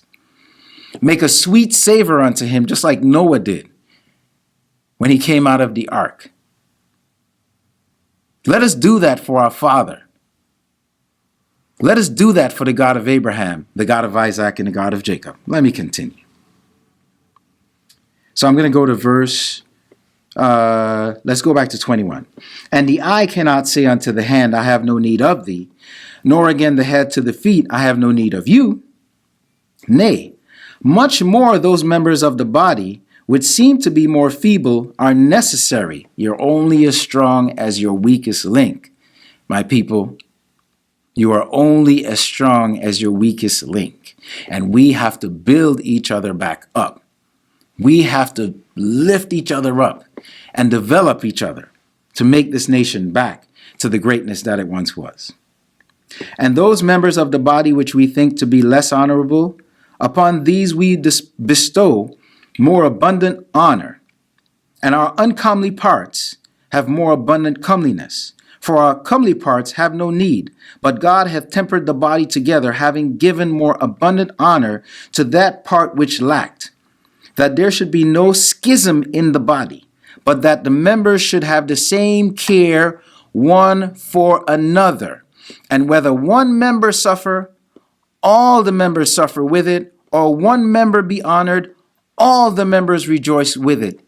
Think about that. Let that sink in for a minute. Just let that soak in for a minute. Am I my brother's keeper? You bet I am. You bet I am. And we should all be each other's keeper. And imagine if we're all each other's keeper, because think about what the God of Israel is saying. Whether one member suffer, all the members suffer with it. Or one member be honored, all members rejoice with it. Because we are all one. We are all one. My feet can't say to my head, I don't need you, right? My head can't say to my feet, I don't need you. If the mouth doesn't eat, what happens to the body? Everything is important. And even those weakest links, we have to build those up and put them back together, so that we can make this army as strong as it needs to be. But again, the question is, my brethren, how hard are you willing to work to restore this nation? How much sweat equity are you willing to put into rebuilding this family and rebuilding this people? Let's go back to the book of Ezekiel for a second. I'm going to go to Ezekiel chapter 3. And I'm going to start at the first verse. I'm in Ezekiel chapter 3. Moreover, he said unto me, Son of man, eat that thou findest, eat this roll, and go speak unto the house of Israel. So I opened my mouth and he caused me to eat that roll. What's so funny? There are actually those people out there that will take this sort of thing literally, and they will tear pages from this book, and they will literally eat the pages from the book as an example to show their commitment and their belief in what's written in the book. Now, this is a vision that Ezekiel is having, right? This is a vision that Ezekiel is having. He's on another realm, and he's being given these instructions, right? Nonetheless, Ezekiel is a prophet, and he is given very specific instructions. It doesn't say that everyone is supposed to eat this book and that they'll get the prophecy or they'll get the instruction. That's not it. Let's keep going. And he said unto me, I'm in verse 3, Son of man, cause thy belly to eat, and fill thy bowels with this roll that I give thee. Then did I eat, and it was in my mouth as honey for sweetness. They even take honey. Pour it on the pages. Pour the honey on the pages. Pull the page off and eat the honeycomb page. Can you believe that? Can you believe there are people that are out there that take this and do that? Well, they do. There are. Verse 4, and he said unto me, Son of man, go, get thee unto the house of Israel, and speak with my words unto them. And every week we come here and we tell you how this book is about a certain people and for a certain people, by a certain people. And we don't just say that for conjecture. We just don't say it because it helps to make us feel good. Every time you read in the scripture, who is this message being transported to? Who's the message supposed to be taken unto? The house of Israel. Verse 5. For thou art not sent to a people of a strange speech or of an hard language, but to the house of Israel. Not to many people of a strange speech and of an hard language, whose words thou canst not understand. Surely, had I sent thee to them, they would have hearkened unto thee. So if I send you to some, I don't want to say weirdos, but if I sent you to a different nation, even that nation would take up this instruction. All right? But the house of Israel will not hearken unto thee, for they will not hearken unto me, for all the house of Israel are impudent and hard-hearted. Behold, I have made thy face strong against their faces, and thy forehead strong against their foreheads. As an adamant harder than flint have I made thy forehead. Fear them not, neither be dismayed at their looks, though they be a rebellious house. Moreover, he said unto me, Son of man, all my words that I shall speak unto thee, receive in thine heart, and hear with thine ears, and go, get thee to them of the captivity, in case you didn't know who I'm talking about, unto the children of thy people, and speak unto them, and tell them, Thus saith the Lord God, whether they will hear or whether they will forbear. So the question to you, brethren, is will you hear or will you forbear? Will you turn your back on the message, on the instruction that the God of Israel is giving to you?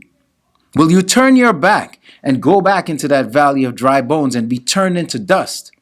Or are you going to strap on your boots, get your gloves on, and get out there and dig up that dirt and put that foundation together and rebuild this family and restore this nation? Are you willing to do that? Are you willing to turn yourself to that spirit that breathed life into you, that taught you about who you are? Are you willing, my people? Are you willing, brethren? Because the God of Israel says either you will hear or you will forbear. So either you're going to listen or you're going to get turned back to dust. It's up to you. It is up to you. It's up to us, family. We have been given all the tools that we need. We've been given everything that we need in order to worship our God in the right way and restore and rebuild this nation. The question is, are we willing to use those tools that we're given? Or do we just want to sit back and watch others do the work? I don't want to sit back and watch others do the work. I want to be out there helping. I want to be out there. I don't have to even be on the front lines. If I'm out there and I am giving it my all to worship this God in the right way, wherever he puts me to work, that's what I'm going to do. I am going to do the work for the God of Israel. And I ask you, brethren, to follow along with me, walk alongside me, walk in front of me if you have to, but let us do that work and restore and rebuild this nation, because we have a lot to do. And remember, we are that light unto the world. If that light looks dim, why would the world want to say, oh, there are those people, the Israelites, but look at them. Why would I want to do that?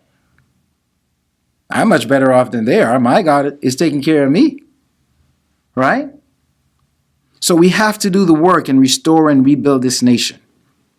Why is it so important? Let's go back to Corinthians. I'm just going to go Ezekiel and Corinthians. That's it. So I'm going to go to 1 Corinthians chapter 6. And I'm just going to read a couple of the verses here. Verse 1. Dare any of you having a matter against another go to law before the unjust and not before the saints? You're going to go to other people and not let your brethren help you to resolve problems that you may have? Do ye not know that the saints shall judge the world? And if the world shall be judged by you, are ye unworthy to judge the smallest matters? Now, I want us to think about that in a greater sense. If we are the saints of the God of Israel, and we are to judge the world when that time comes, if we are the saints and we are to judge the world, if we can't put the work in to build this nation back up, how are we going to be given that responsibility? It sounds great. Oh man, I'm a saint. I'm a saint of the God of Israel. I'm an Israelite. I'm going to judge the world. But if you're not putting in the work to restore and rebuild this nation, do you really think that kind of responsibility is going to be left up to you? We got to think long and hard about these things, brethren. We have to really think long and hard about these things. If we're not willing to do that work, the God of Israel is not going to be willing to bless us. Okay? It's just that simple. It's easy. You do the work, you get the blessings. And that doesn't mean that you're going to do the work and everything is going to be, as I say, hunky-dory and beautiful and perfect. Remember, you are in an army. All right, we ain't in no country club. The God of Israel didn't say, now here's the country club of the Israelite nation, Worldwide Ministries, or here's the country club of Israel. He said, here is the army of Israel. What do armies do? They don't sit around in the White House sleeping, waiting for potential, rioters and what do they call them, traitors, to come and try to take over the city. Armies are built to fight. That's what armies do. If you are a soldier in an army, you're built to fight. Now, you don't necessarily have to be the infantry. You don't have to be the one with the weapon. But some way, shape, or form, you're going to be supporting that one with the weapon. Right? You got to bring him food, nourishment, intelligence. You got to tell him about where the enemy is. There are all these different parts that make it up. But the bottom line is you're in an army, and an army is designed to fight. So the question becomes, are you ready to be that soldier? Because once that breath has been breathed into you, once that spirit has been given unto you, you just enlisted. Okay? You just took the oath, and now you're a soldier, and you're going to be issued your boots. You're going to be issued that uniform. You're going to be issued the helmet. You're going to be issued the weapon. You're going to be issued ammunition. You don't believe me?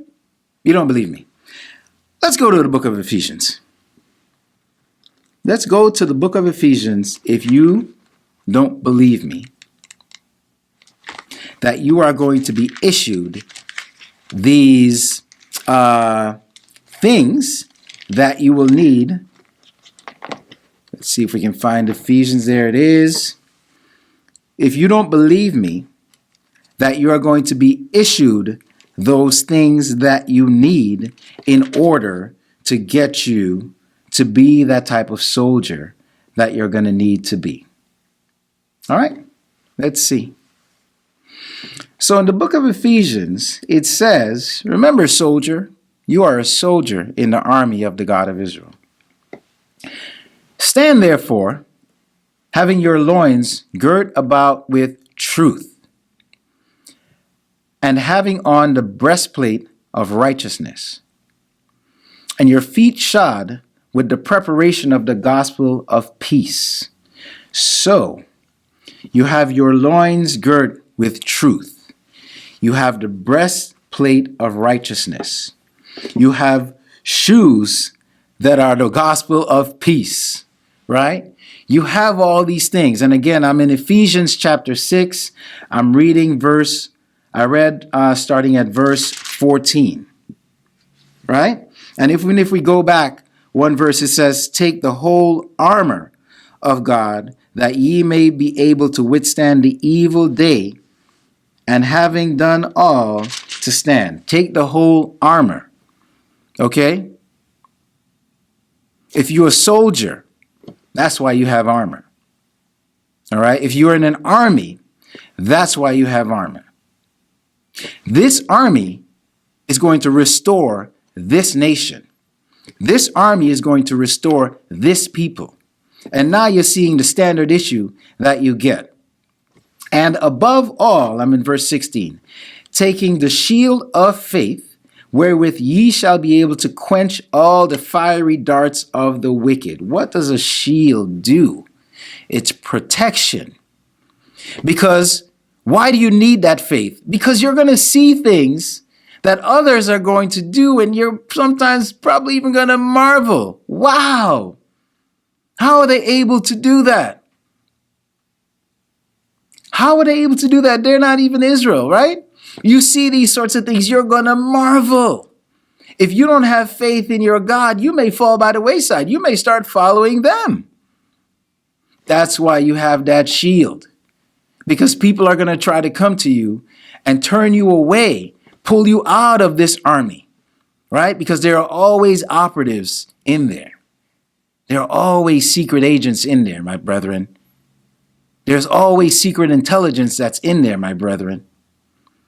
And so you have to keep your ranks as close and as tight as possible. And 17, and take the helmet of salvation and the sword of the Spirit, which is the word of God, praying always with all prayer and supplication in the Spirit, and watching thereunto with all perseverance and supplication for all saints. You are part of this army. This is the issue that you're going to get. These are the things that you're going to have that will protect you as a soldier. These are the weapons that you're going to use. This will be your weapon. The word of God, the Spirit of truth, the sword of the Spirit, because that's what you're going to use to slash the lie. And you see all these things. These are symbolic. These are symbols, right? I don't want y'all going out there now and getting some metal breastplate and putting it on and walking around with a sword talking about you're going to be slashing, the liars, right? No. That's not what we do. We are on a higher level, my brethren.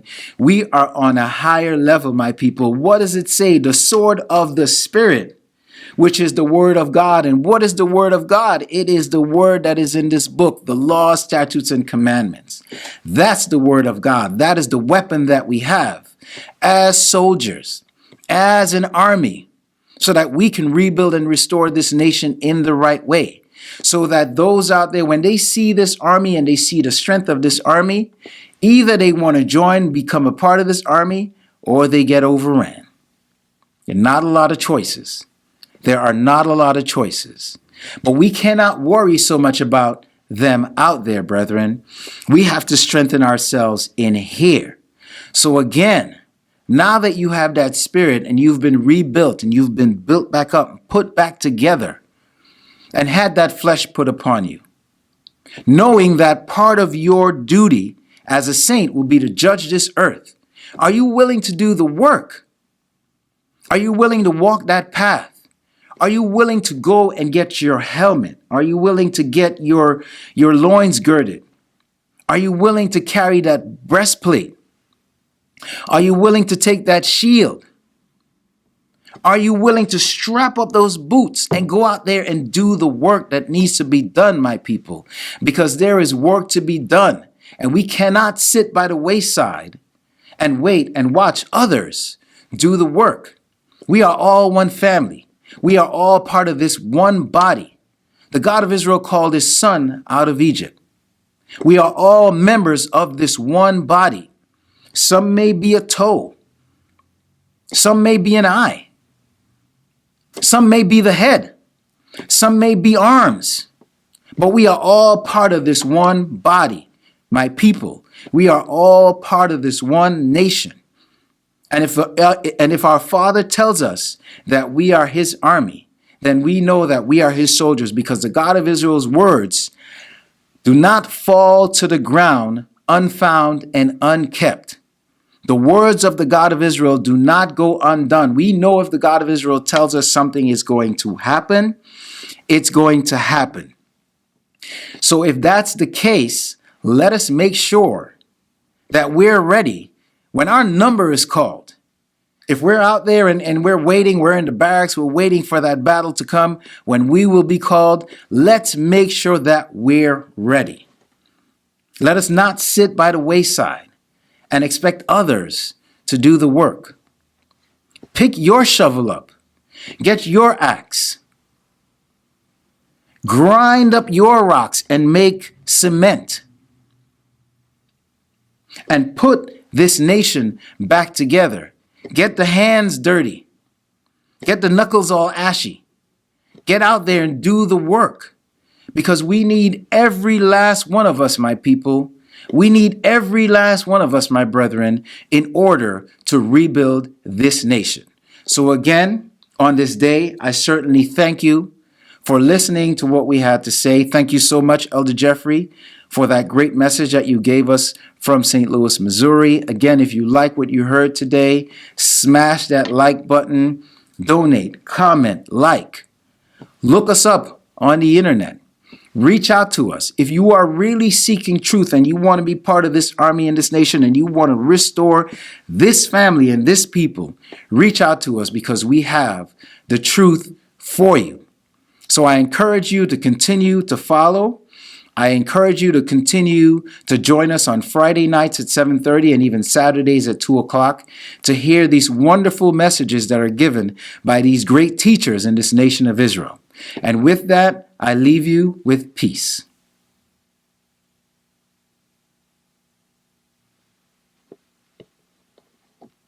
They have taken crafty counsel against your people and consulted against thy hidden ones. They have said, come,